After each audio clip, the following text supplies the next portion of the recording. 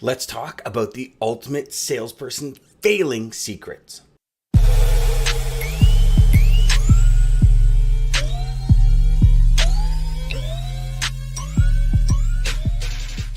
Hey there, my friends, Dan Deigan here. Welcome to another episode on the High Performance Logistics Sales Network. Today, before we even get going, let's talk about why you're not subscribed. So hit the like button, hit the subscribe button, hit the bell, get notified when we release new videos, because weekly we're bringing you some stellar content. And today, I want to talk to you about the secrets when it comes to this word failure in logistics sales. So before we go any further, I want to talk to you about a quick point in this book, Positioning. If you haven't got this book, Jack Trout and Al Reese, you got to get it. It is awesome. So what I want to talk to you about this, because this is the nucleus of understanding where this lens of failure comes from. And really the reality is, what is failure? I mean, everybody's version of failure is different. I want to just read to you this. So what he's doing is he's understanding he's talking about those ladders in your head. And he says, to better understand what your message is up against, because really the reality is when we call a logistics manager, we're delivering a message, are we not? Okay, let's take a closer look at the ultimate objective of all communication, the human mind, right? Like a memory bank of a computer, the mind has a slot or position for each bit of information it has chosen to retain. In operation, the mind is a lot like a computer, but there's one important difference. A computer has to accept what you put into it. The mind does not. In fact, it's quite the opposite. The mind rejects new information that doesn't compute. It only accepts information for which its current state of mind. It filters out everything else. Now, I want you to think about that for a second. And think of it like this. If you've ever decided to buy a certain vehicle, do you all of a sudden see those vehicles on the road?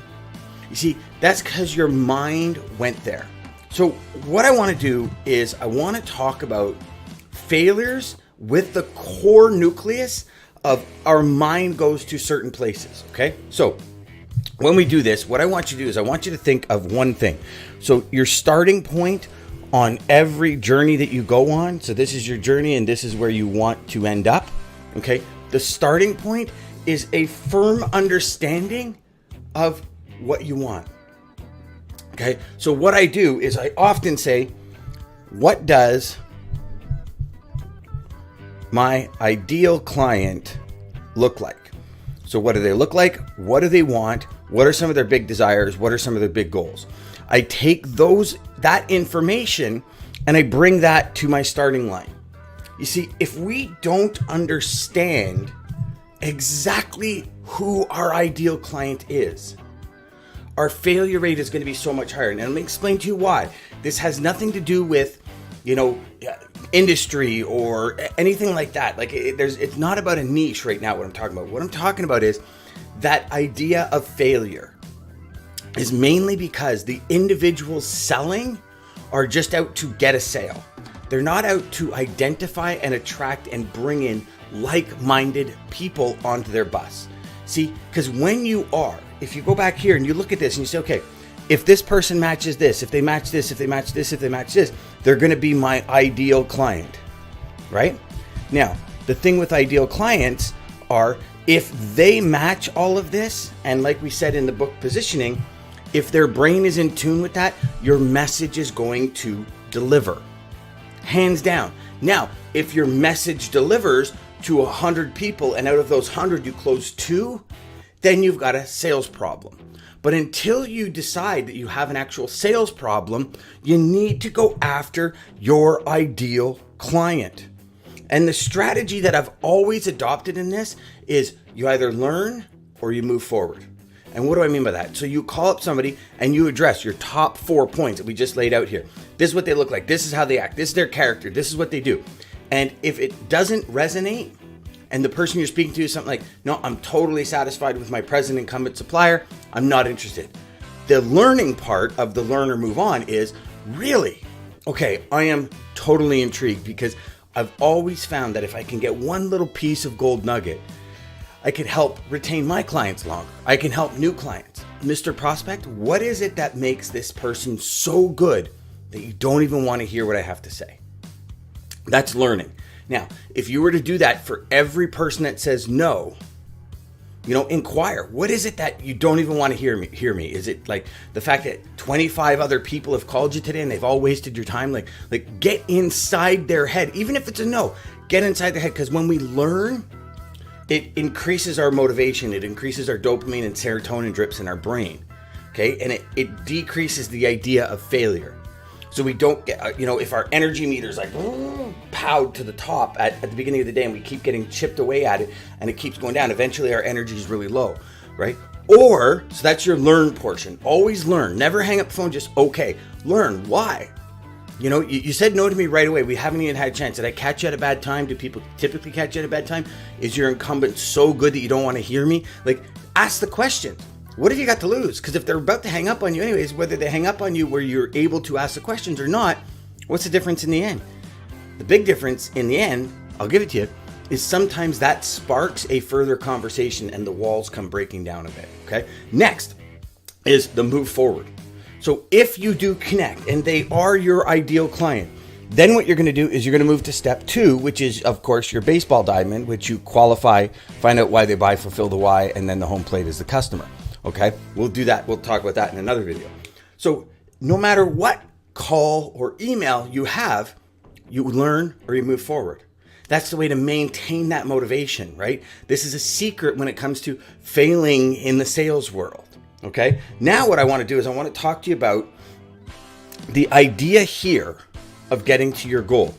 Is it has to be based on this person's vision. Everything we do, every message we deliver has to be based on that person's vision. Now that was a sight line, y'all.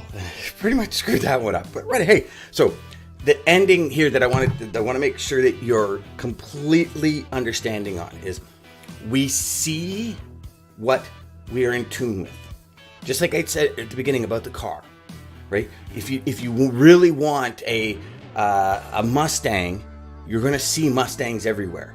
Otherwise, your brain kind of surpasses them. So when we have a message, when we have a strategy, a solution, an idea, a way of doing business, your best way to do it is to attract the people that have that like-minded idea, right? If your mission is to say, you know what, for the next 12 months, I want to really dig into your goals. I want to be a part of it and I want to help you achieve it. That's great for certain companies. Other companies where the individual, the logistics manager, VP of logistics, operations department is like, I got this. You are never going to counter that mindset until they shift the mindset. I heard Gary Vee once say, I'll never, what did he say? He said, I'll never try and convince somebody to use my services or consume my content. And when he said that, and I don't know if that was the exact words, I'm paraphrasing, but it really started something in my head because I said, how many times have I tried to convince somebody to use me? And it was the toughest thing ever to do. And in the end, they might have used me once or twice, and then we lost the account. Think of that for a second. Why try and convince somebody to use you? Why not say, here's what I do really good? Is that in tune with the way you think? Because if it is, we can have some serious magic together. But if it's not, it's just this friction. It's like trying to get two magnets when they're on the polar opposites together. It's never going to happen because you don't see eye to eye. You think of your spouse, your better half. They're people that see eye to eye. You have things in common. You have a common strategy, a common goal sometimes. When things don't work out, maybe those goals separate. You separate as individuals. See, all of these things transition right into business. And in order for us to truly become as remarkable as we have in us for our business, we first need to start with that ideal person. Otherwise, you're running back and forth throughout your day, up and down, your sales are going up and down like a roller coaster. You bring in a customer, you lose a customer because they're not ideal. If we start with the ideal client and we decide, here's the 4 things that I'm going to talk about, or the 5 things I'm going to talk about that my ideal client really wants. and our first position in every interaction is those 5 things, we immediately weed out the people that don't have that, as the positioning book said, as the top of their mind. It's not connecting with them. That, my friend, is the ultimate salesperson failing secret. Start with your ideal client. Address the top 4 to 5 things your ideal client wants.